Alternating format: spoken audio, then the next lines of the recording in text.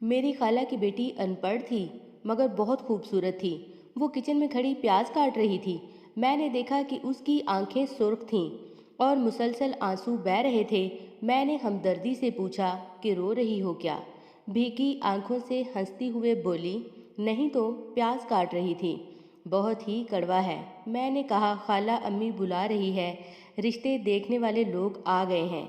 उसने कहा, ठीक है। उसने पहले आंखें साफ की और फिर ट्रे में कोल्ड ड्रिंक, फ्रूट वगैरह रख कर दुपट्टा ठीक से ओढ़ा और बाहर की तरफ चल दी। मैंने उसके जाने के बाद टेबल पर प्याज की तरफ देखा जो आधा कटा हुआ था।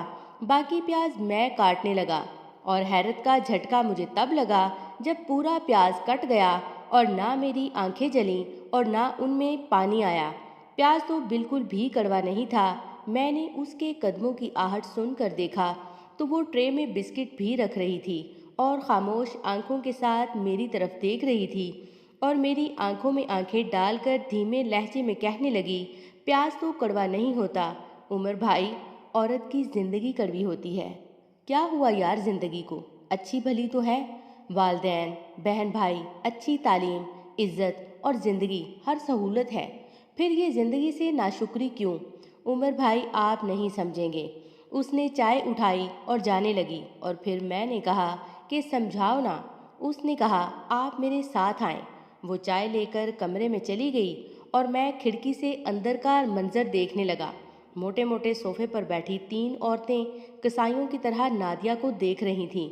मैं खिड़की के बाहर खड़ा था मगर वो नज़र की चुभन मुझे भी बेकरार कर गई। सर झुकाए बैठी नादिया पर मुझे बहुत तरस आ रहा था। एक औरत ने चुभते अल्फाज में पूछा कि बहन, आपके ख़ानदान में और कोई रिश्ता नहीं है?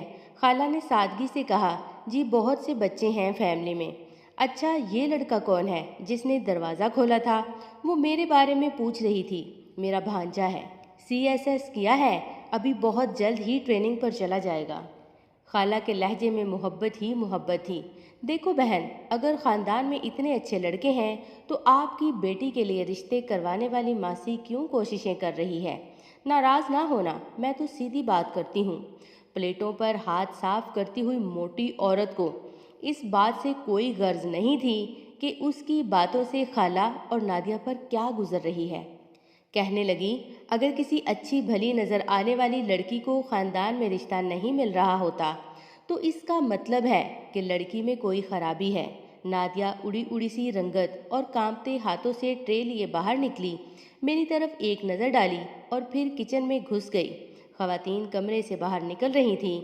इतना पढ़ा लिखा और खूबसूरत लड़का घर में है तो इसका मतलब है कि लड़की अच्छी नहीं होगी। इसलिए मुझे और कुछ सुनने की हिम्मत नहीं रही और मैं उसके पीछे किचन में आ गया। वो हाथ में प्याज लिए खड़ी थी और आंखों में आंसुओं का सैलाब था जो गालों पर बह रहा था। मैंने प्याज उसके हाथों से ले लिया। प्याज तो कड़वा नहीं है, जिंदगी कड़वी है ना? तो ये जिंदगी मुझे दे दो। मैंने उसके आंसू अपनी हथेलियों पर सजा लिए। ये बहुत कीमती मोती हैं, इन्हें ज़ाया नहीं करो। वो हैरत और बेयकीनी से मुझे देख रही थी और मैं दिल ही दिल में खुद को कोस रहा था। मैंने अम्मी के बार बार कहने के बावजूद इस रिश्ते के लिए हामी नहीं भरी थी। हालांकि शरीके हयात के लिए जिन खूबियों की ज़रूरत होती है वो तमाम खूबियाँ नादिया में मौजूद थीं।